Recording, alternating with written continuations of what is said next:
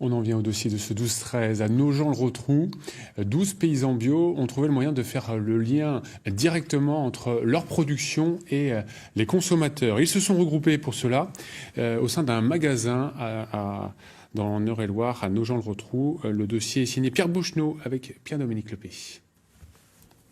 Aux confins de l'Eure-et-Loire et de l'Orne, Bernard Siroux est un homme heureux. La ferme ancestrale qu'il avait reconvertie il y a 20 ans à l'agriculture bio a retrouvé une qualité de terre que la chimie avait dégradée.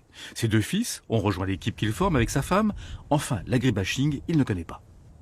Le monde agricole, dans ces systèmes de politique, de mécanisation, a renfermé les gens sur eux-mêmes et les a surtout écartés de la société.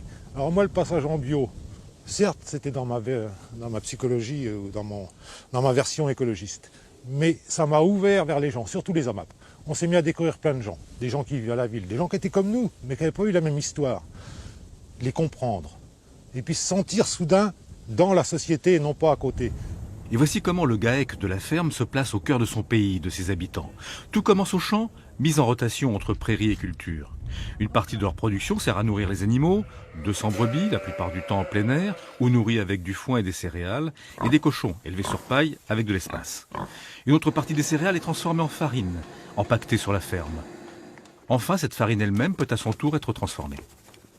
La farine que nous venons de voir au moulin, moi je la transforme en pâte.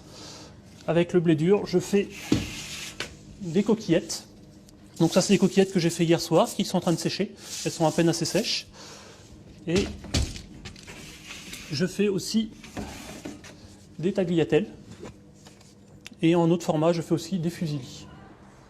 Produire, transformer et vendre en direct. La famille Siroux peut désormais le faire dans une ancienne épicerie fine, en plein cœur de Nogent-le-Rotrou, le Chardon.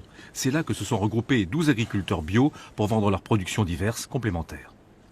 Quand on fait un marché, on est chacun derrière notre stand 7 heures d'affilée. Tandis qu'ici, on a nos produits présents à la vente 4 jours par semaine, mais le producteur ne fait qu'une permanence de temps en temps.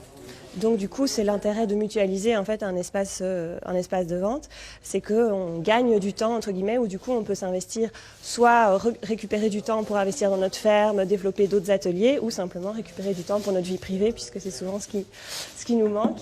Et ça marche. Le magasin a ouvert en septembre dernier, mais son succès était assuré avant même l'ouverture. Et là, on s'est dit, c'est quand même un projet collectif qui répond à une demande. On avait vraiment senti qu'il y avait une demande de la part des consommateurs d'avoir accès à tous les produits bio du Perche plusieurs jours par semaine et dans un même lieu. Et donc, on s'est dit, pourquoi pas, comme on sent qu'il y a cette demande, demander une petite aide financière. Et en fait, la campagne a vraiment très très bien pris parce qu'on a eu plus de 250 donateurs et au final, on a obtenu 25 000 € quasi, alors qu'on visait beaucoup moins que ça. Du champ jusqu'au client, les 12 paysans associés et la trentaine d'apportants qui complètent leur offre gardent ainsi l'ensemble de la valeur ajoutée de leur production. Et surtout, vivent et font vivre la cité qu'ils entourent.